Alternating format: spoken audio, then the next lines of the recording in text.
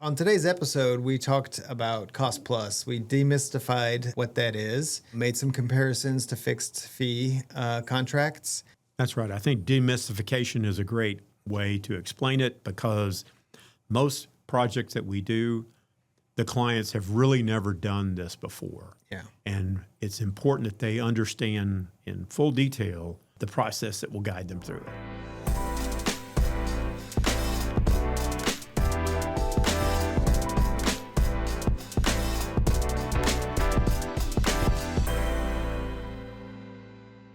Hi, Tim. Today we're talking about cost plus. And I think there are a lot of different misconceptions about cost plus generally. What do you think people think of when they hear cost plus? What does that mean to the general public? First, let me say that I see this topic, our whole podcast series has been about process. Mm-hmm. Even the name is about our process. Right. And the cost plus relationship we have with our clients and our projects is the core of our process. It defines how our business operates. It defines how we address our projects and the relationship that we have, not just with our clients, but with our design professional team as well. In a truly custom home design and building process, the predictability and the flexibility to make the house as close to the design intent that the design team wants and the living experience that the client wants, the only way to get there with the process that has to happen is with a cost-plus agreement. Now, again, we'll spend the next 30, 45 minutes talking about the details of that, but I want to point out that clients and their design team need to understand that this gives them the greatest amount of flexibility, the greatest amount of transparency that they need to design and build the house that they want. So, again, the core of our process. So what do you think that generally people understand about cost plus? Like if you were to just go ask 100 people out on the street, what's a cost plus contract? What do you think the responses would be? Well, I think most people just at a high level view it as whatever the house or project costs, the builder is going to add a certain fee on top of that. Mm-hmm. And in some cases, although rare, it may be a certain dollar fee, but in our case, it's a certain percentage fee. In its pure form, it is that. It's whatever the design team and the client decide the cost of the project needs to be, all the selections they make, the complexity of the project. All the things that go into all the house. things that go into it Yeah. is the cost. And for that, we're going to charge a fee for our professional services to build it, Right. to manage it. Right. Right. Right. So at its core, what it actually is at a basic level is it's all of the things that need to either be purchased or the labor that goes into it, all of the permitting and the professional management, all of the things, the components that exist in order to put this house together. That's Right. the cost of the work. Right. And then there is a percentage that's determined beforehand that is the builder's fee that goes on top of that. Right. And at its basic level, that's what it is, right? That's right. And I don't want to do too much comparison to fixed price, but why is it specifically that, highly customized homes like we build lend themselves well to a cost plus contract versus the fixed fee, for example? Most of the projects that we get, and I think this is the reason why this model works for us and our clients and our projects, is because the complexity of the projects, degree of design flexibility that needs to occur in highly customized, because they are being customized, not just in the initial design, but throughout the project itself, they're being customized to the owner's needs and the design professional's needs. And so that customization process requires a certain amount of cost development as we know more information, as we see more design detail, as we solve design complexity problems, applying the most efficient ways to achieve that, and being transparent enough to share with the entire team, here's what the potential cost of these things can be or could be Right.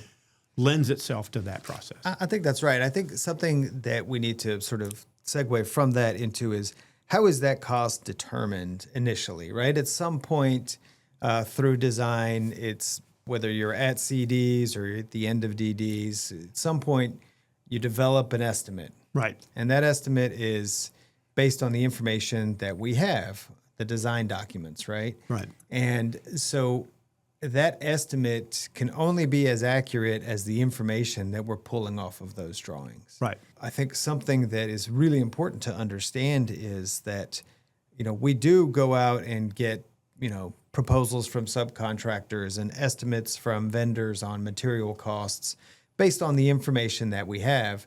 But as we start construction, as that design develops even more, through CDs, then we can refine that number. Then we have more information so we can create a more accurate estimate that is a true reflection of what the building costs are going to be. That estimate that is there at the beginning evolves over time based on the information that is given to us as it comes in any changes that occur to that design during the process. The comparison of the two is simply the subcontractor or vendor that is supplying material or doing work will estimate or bid in the case of a fixed price project based on an amount of risk management.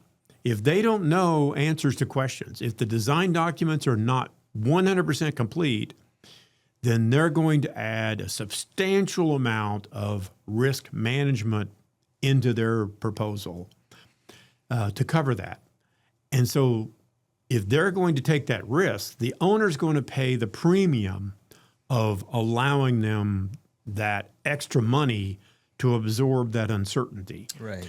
And in our view, with the projects that we have, that's not a good value for a client. They're having to pay a lot more money to shift that risk over to the subcontractor. I think that the imbalance of that risk shifting lends itself to cost plus. Yeah. Because if we can assure through the proper application of trade contractors on a given project, managing their cost as it goes, the client then only pays the actual cost. Only pays the actual not cost. any right. fudge factor added by a subcontractor to cover that risk. Exactly.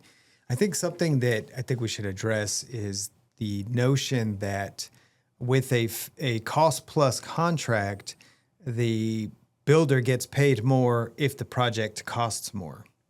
While that is somewhat true, there is no incentive for the builder to haphazardly increase the cost just to make more money, because this is built on trust. It's our reputation on the line. We don't get a job because we busted a budget majorly on a previous job, right?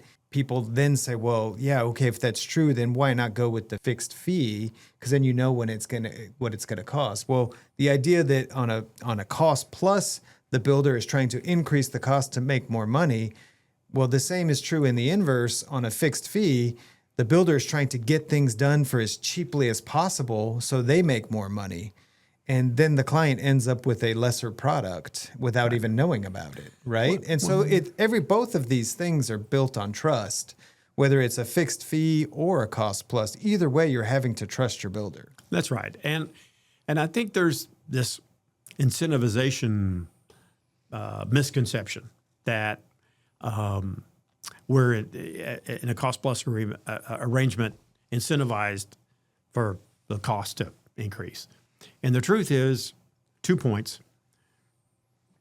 In our world, again, we make more money when the project goes smoothly and quickly. Right. The quicker we can finish the project effectively, the more efficient our process is, and the more money we can keep and the less money we spend administering the job on the back end through bill paying and invoice management and tracking and General overhead all those costs. things that just are overhead costs, right? So we can finish a project in 18 months.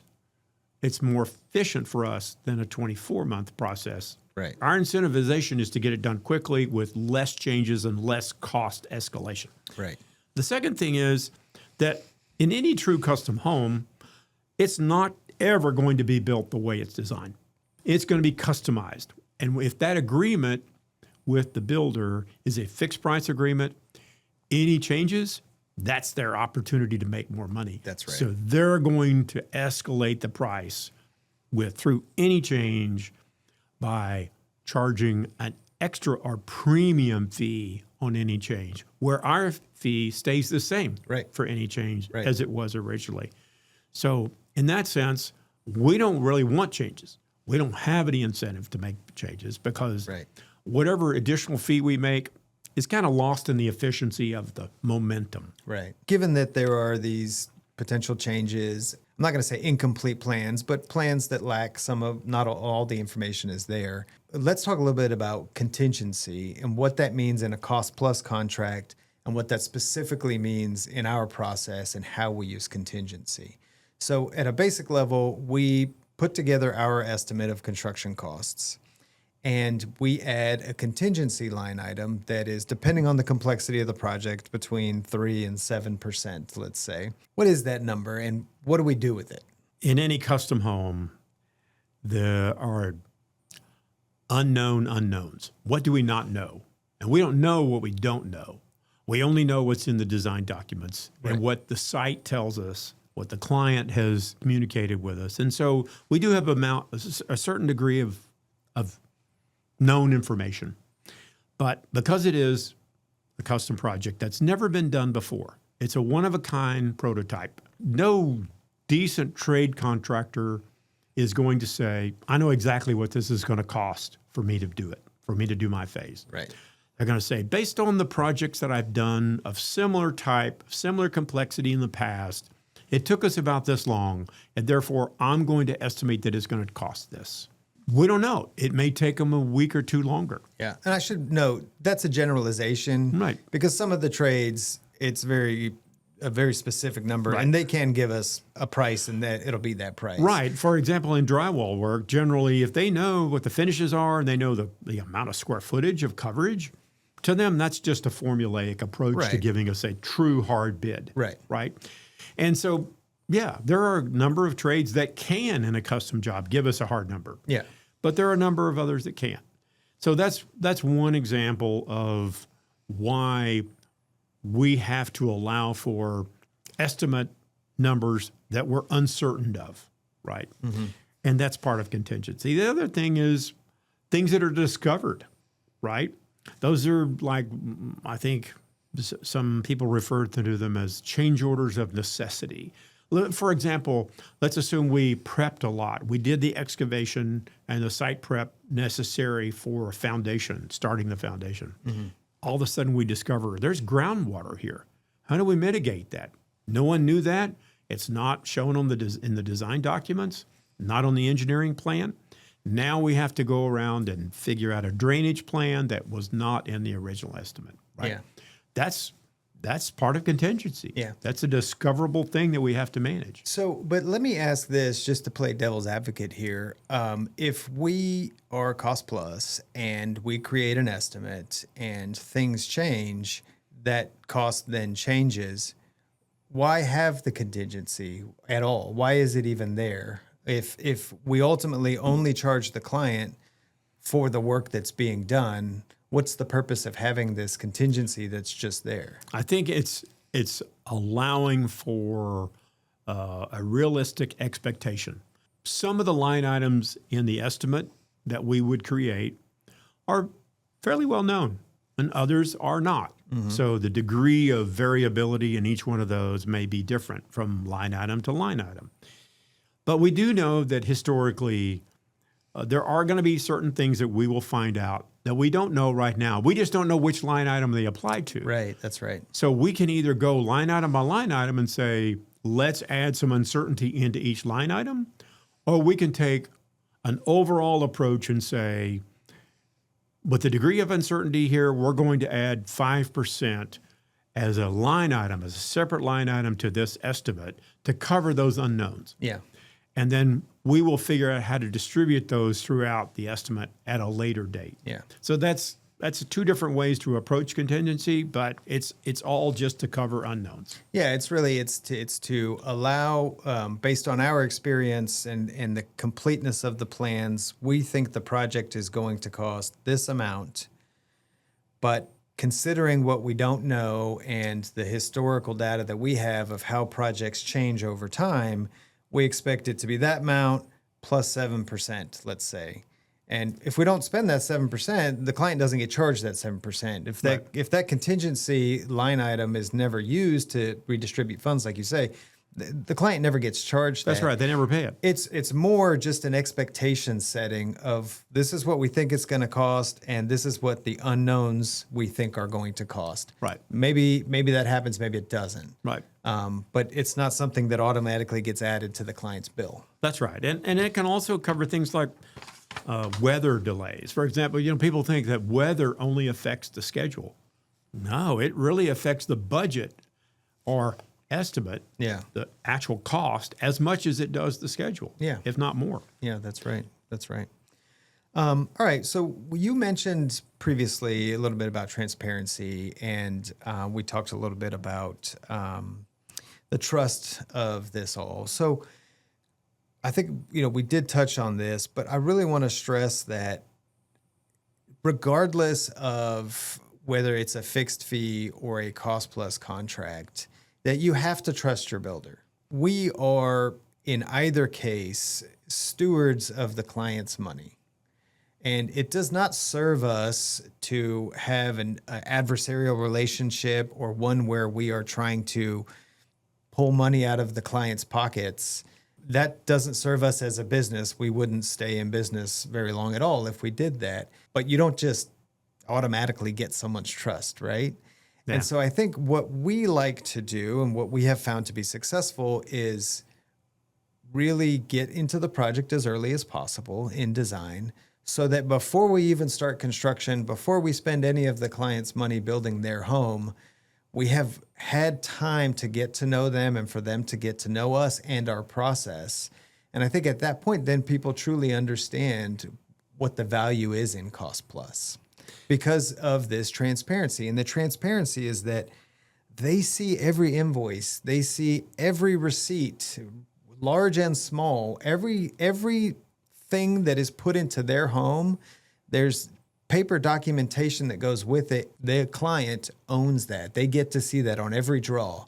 And so I think it's easy for a client to trust us then because everything is laid out right there. And if they want to question something, then we're happy to talk about it because we put that stuff in place. Right. We have the documentation to show every expense, every cost. What are the takeaways? What do you want people listening to this podcast want to walk away from it with? Like, what are the key points that you think are important for people not familiar with cost plus contracts to walk away with? The key here is that true custom home builders are not selling a product. They're not selling a commodity, right? And although the components that go into home building, lumber, roofing, windows, are in fact commodities, the way they get assembled in a customized way is not a commodity. And the service required to do it effectively and manage it effectively are a service that a professional builder who's had lots of experience and understands complexity and all the resources necessary to put it together are capable of doing. If that relationship is understood, that the client is enlisting the builder as a long-term professional consultant, as a member of their team, that if done correctly, is hired or engaged long before the project actually starts. Yes, that's key. So that they can give a clear view as the design develops what it could potentially cost and how long it potentially will take. Yeah.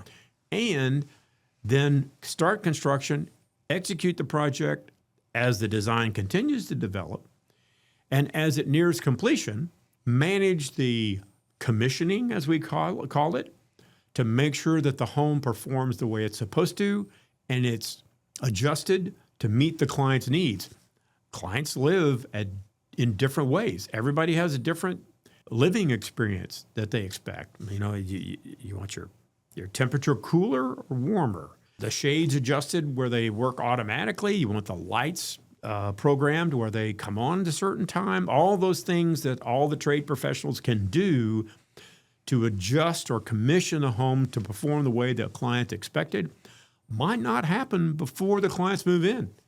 We may discover once they have lived there for a week or two or maybe a month that they want things adjusted. Well, as a custom home builder, as that professional who provides that service, we continue to work with a client as long as they need us, whether that's 30 days after they move in or 3 years after they move in. We love long-term relationships with clients, and that's what this agreement allows us to continue to do. Mm-hmm. Yeah, interesting. I think that's right. One thing that you said that I would just like to circle back on, the way that we create the most accurate estimate at start of construction is by being a part of the pre-construction process.